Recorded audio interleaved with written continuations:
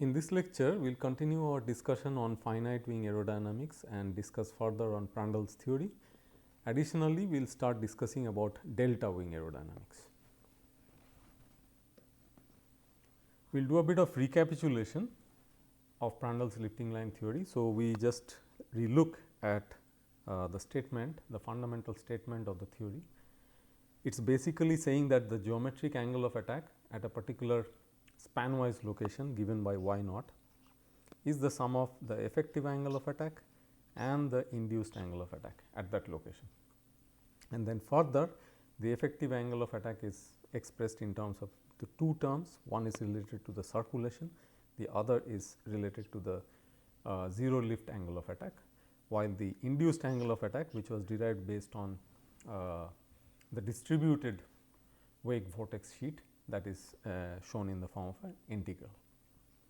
So, we discuss further that there is a special case of elliptic lift distribution, and with this distribution we further discuss that we can prove that the wing platform will also turn out to be elliptic. That means, the chord at any location y would be proportional to the circulation at that location. And since the circulation has a elliptic nature, therefore, the chord will also vary elliptically, and therefore, we end up getting a elliptic platform. So, you can think about that in your spare time and try to prove it. We further discussed about working out the total lift acting on the elliptic wing platform, which we started from the Kutta-Joukowski's theorem for lift per unit span, and then we integrated it, and then the result came out to be this. Further from that, you can show that the lift coefficient for the 3D wing, and therefore, a capital C is given by pi b gamma naught to u infinity s. Induced angle of attack for elliptic wing came out to be a constant. So, you find that this expression clearly indicates that it is a constant, and we also see that the aspect ratio comes in the denominator of the expression, which basically means that larger the aspect ratio, the smaller the induced angle of attack. Typically, for infinite aspect ratio, that means when you approach the infinite section and therefore, the airfoil characteristics are restored, the alpha I will tend to 0. Induced drag coefficient is given by CL square by pi a r, and therefore, at larger lifts you would end up getting higher induced drag coefficient. Again over here, the induced drag coefficient will be lower the higher the aspect ratio that you choose, and therefore, it again is equivalent to saying that the induced drag coefficient will limit to 0 as aspect ratio tends to infinity.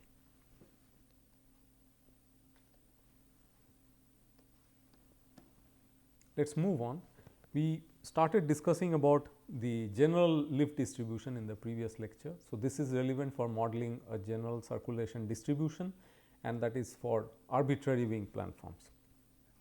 So, from a very specific wing platform, that is an elliptic platform, we move to non-elliptic platforms, and then the description for gamma in the theta plane is no longer given by a single term which worked for elliptic wing platform, where theta varied from 0 to pi radians or 0 degrees to 180 degrees for the entire span. So, at y equal to b by 2, we recall that theta was 0 degree, while at y equal to minus b by 2, theta was 180 degrees.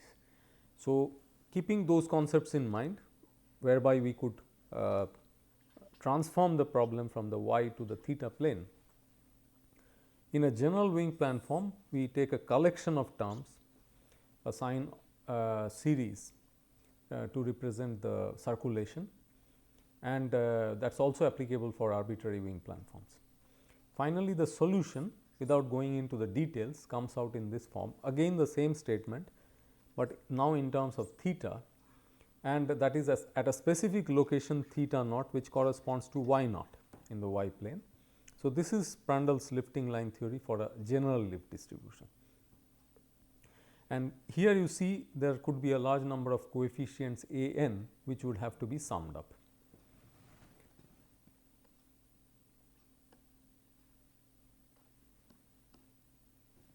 Moving on, for this general wing planform or general circulation distribution, the lift comes out to be this, and from which you can show that CL will come out to be A1 pi r. So, A1 is just the first term in that series, and you may recall that for the elliptic wing it was CL equals alpha I pi a r. So, this part of the expression remains the same, but there is a variation in terms of A1 and alpha I between the elliptic wing and a general wing planform.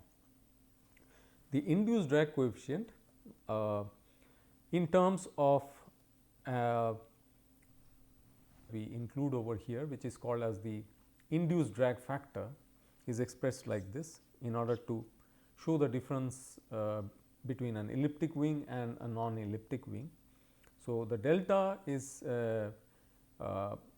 actually dependent on the coefficients a n, which is given by this expression, and because it is dependent on the square of these terms, summation of the square of these terms. So, the delta will always be greater than equal to 0.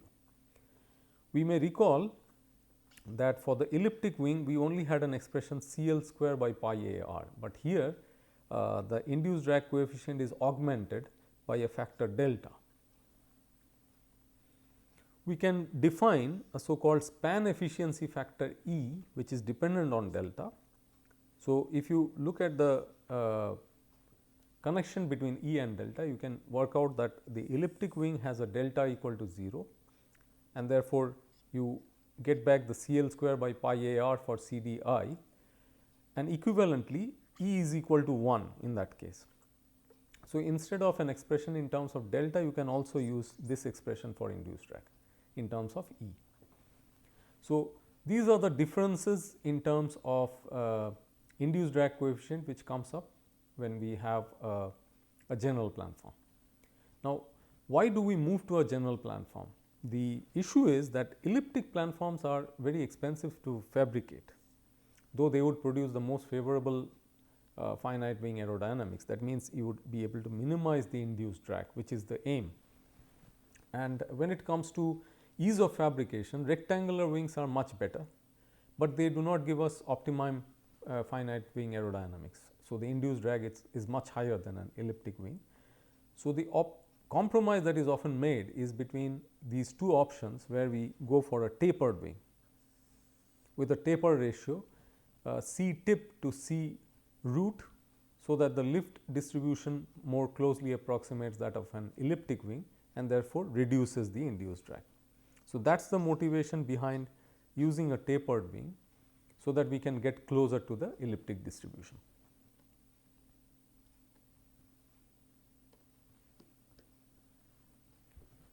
Let us revisit the relation between the lift curve slope for a finite and an infinite wing. We had briefly touched upon this in an earlier discussion, but let us try to rebuild on this concept once again. So, if we were to superimpose the characteristics of the infinite wing and the finite wing. So, here we are talking about basically a difference in aspect ratios here. So, here it is the same airfoil section, but in one case the aspect ratio tends to infinity, while in another it is finite and small. And then basically the difference between the two cases is in terms of the angle of attack that the wing section sees. So, what we have on the x axis of this plot, it indicates alpha for the finite wing with a certain airfoil section, and it indicates alpha effective for the infinite wing with the same airfoil section. So, it offsets the effect of the induced angle of attack. So, if you notice carefully, both the curves have a common point, that is the 0 lift angle of attack is identical for the two cases. And why is it that? Because 0 lift condition does not have any induced drag involved, and therefore, the difference in the slopes which are coming up between the two cases would not be felt there. Now, looking at these two curves, we understand that basically the slope differences are coming because in one case the wing section sees the effective angle of attack, in another case the wing sees the geometric angle of attack. So, in the case of the airfoil, we basically get a higher lift because we are basically looking at the effective angle of attack for the lift that we are having for that particular angle of attack. So, the lift curve slope in that case will be dependent on alpha effective. So, if you take a derivative of CL with respect to the alpha effective, then that slope is basically the infinite wing slope, and if it is a thin wing, then this should be close to the 2 pi result which comes from the thin airfoil theory. Now, if you integrate this result, what do you get? You get CL equals A naught alpha minus alpha I plus k, some constant. It is an integration constant, and for elliptic wing you can replace alpha I by this expression and then the constant remains. Now, from this expression if you differentiate, but now with respect to the geometric angle of attack, then you end up getting the slope of the finite wing, and that slope is bound to be lower than A naught. So, what comes out of that derivative is this expression, which holds good for of course elliptic wing, whereas for general plan forms you can correct that expression by including another factor here, and this additional factor comes out as tau.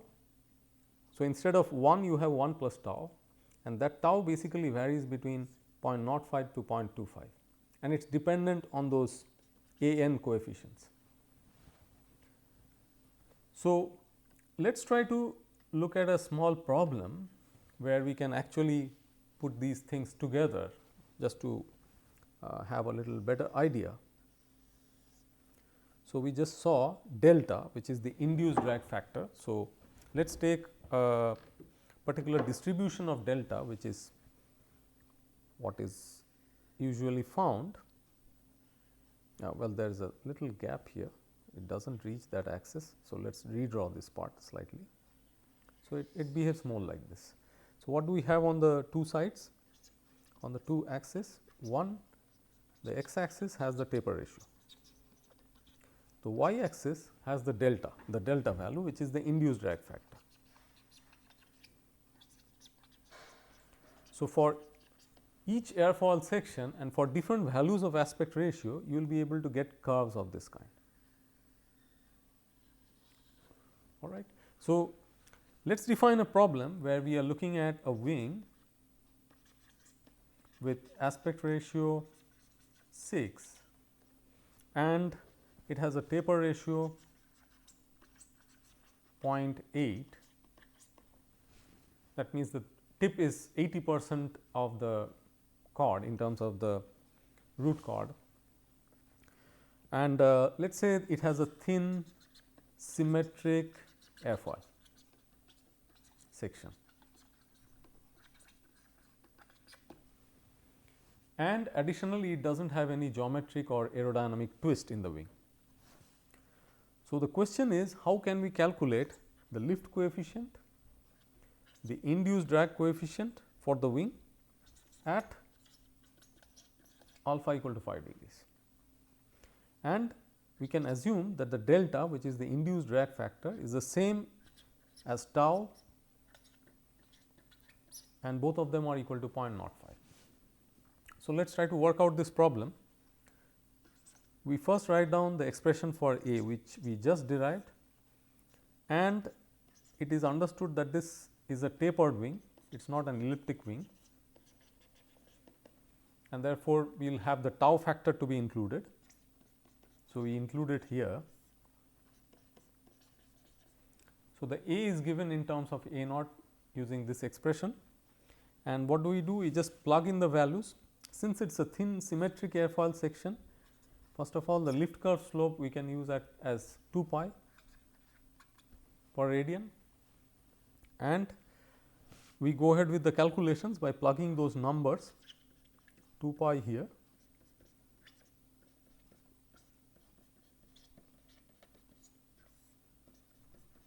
So, we just plugged in the numbers. Once you plug in the numbers, you can clearly see that it will be 2 pi by 1 plus 1.05 by 3, and this factor makes this less than 2 pi, which is of course expected because it is a finite wing.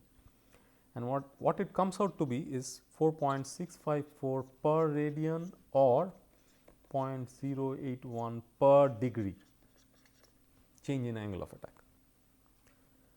Additionally, since it is a symmetric airfoil, therefore, the zero lift angle of attack by definition is 0 degrees. Therefore, the CL will just come out to be A times alpha, because it has no intercept in the CL alpha plot. So, you can plug in these values now, you can do the calculations in degrees, and thereby it comes out to be 0.405. So, CL has been worked out. As far as induced drag coefficient is concerned, so by definition that is CL square by pi a r into 1 plus delta.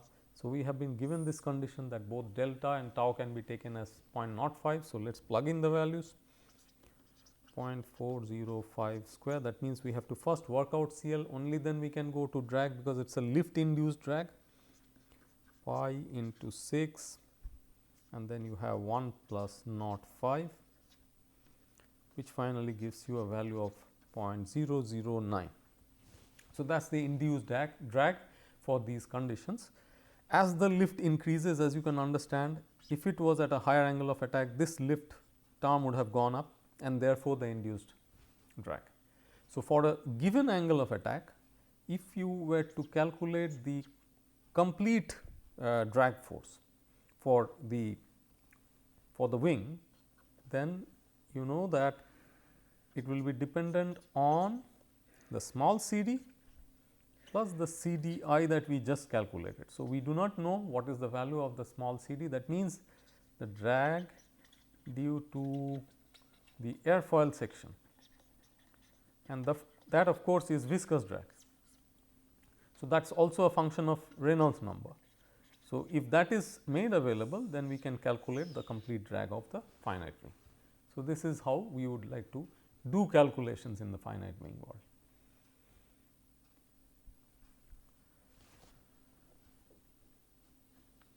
So, we had a good look at finite wings in general with rectangular planform, elliptic planform and general planforms.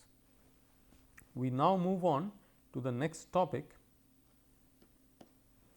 We will discuss a bit on delta wings, and you see a different planform over here. Earlier, what kind of planforms have we seen?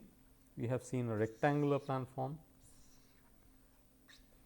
we have seen an elliptic planform, and then of course, there could be more general planforms. We have not made it very specific what those sizes and shapes would be, but we said in general that tapered wings are certainly a candidate, which would give us a fairly optimum solution by making a compromise between these two. However, here when we discuss delta wings, they look quite different even from the usual tapered wings, because here first of all of these wings by definitions were straight wings. We discussed in another lecture earlier that we were looking at these two lines meeting at right angles for straight wings, but now in the delta wing we see what we call as swept wing. That means, if you are to draw the locus of the mid chords locations, you will find significant sweep back. So, these are swept wings. In fact, they could be highly swept wings, and that is what makes them aerodynamically more efficient to fly at high speeds, usually supersonic speeds. So, many supersonic aircrafts deploy these kind of wings, and they are usually broadly triangular planform in nature. And there are variants of the simple delta wing, which are also shown over here. So, if you crop off a part of the delta, then you have a cropped delta wing. You can have a notched delta wing, where the trailing part of the wing is notched instead of being straight. You can also have a double delta wing. So, you can virtually see a small delta here and another bigger delta, which is kind of embedded. So, that makes a double delta wing. So, these are different variants of the delta wing. And why are we interested to discuss delta wings here? Because we are still dealing with low speed flow. Is it really relevant? The issue is that though these wings are mostly used on high speed aircrafts, such aircrafts also fly at low speeds during takeoff and landing, and therefore, it is important for us to study their aerodynamic characteristics at low speeds. So, here we are not going to really consider high speed effects, but we are going to look at the wings performance over a range of angles of attack at low speeds, and delta wings are known to function well at high angles of attack. So, it has a good performance at high angles of attack, where it is far superior compared to unswept wings, which cannot work at such high angles.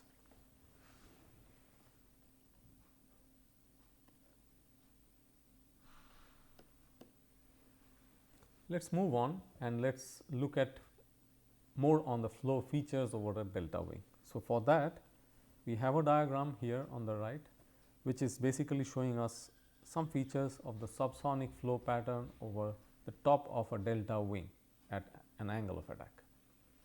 And there are several features which we will discuss in more detail. So, let us first look at these points on the left.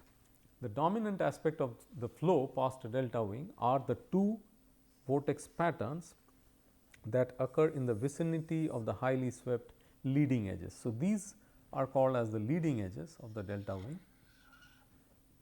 the edges of the swept surfaces on the two sides, those are the leading edges, and we find that there are strong vortex structures which are rolling up, as is said in books and literature. So, these vortex structures are rolling up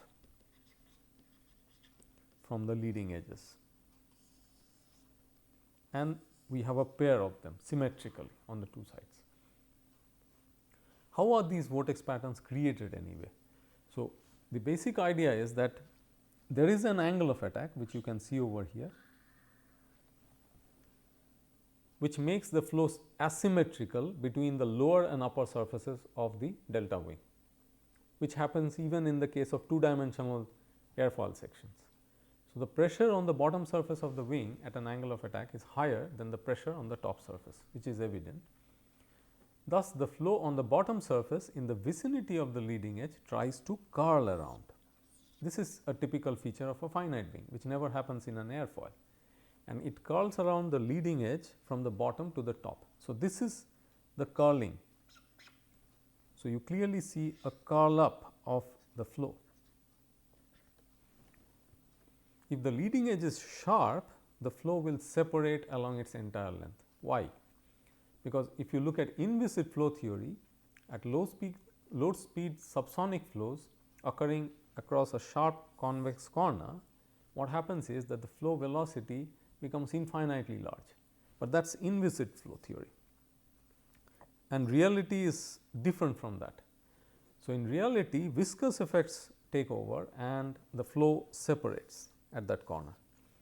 When across the sharp edge the flow rolls up, this is due to the viscous separation,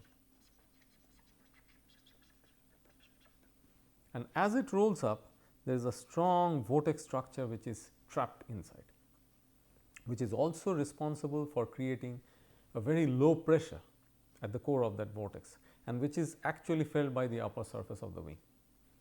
The separated flow curls into a primary vortex which exists above the wing just inboard of each leading edge, and that is what you see in the structure over here or here.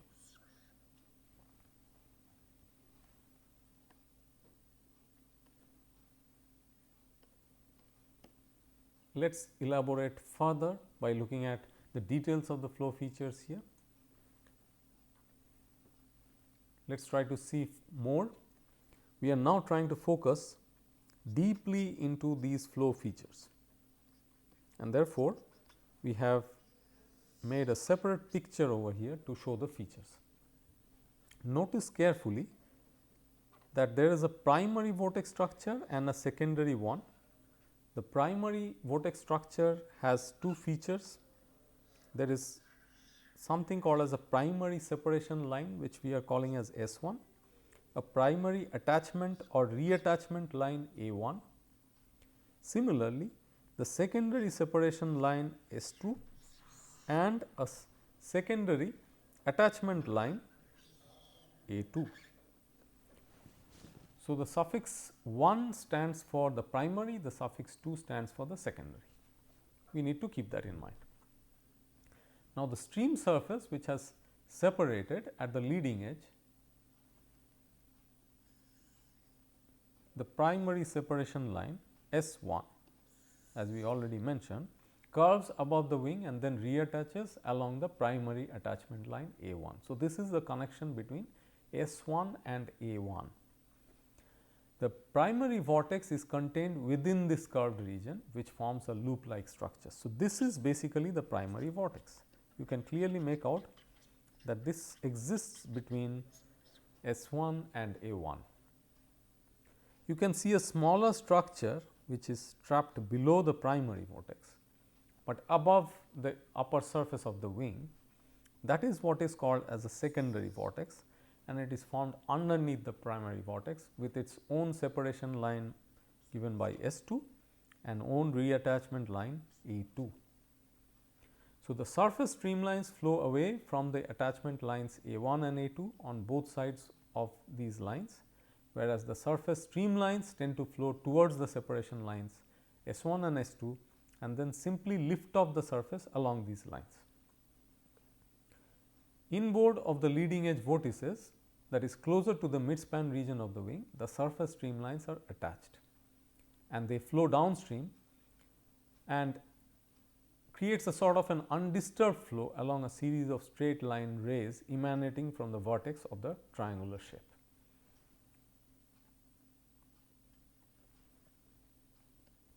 We will discuss this further in our upcoming lectures.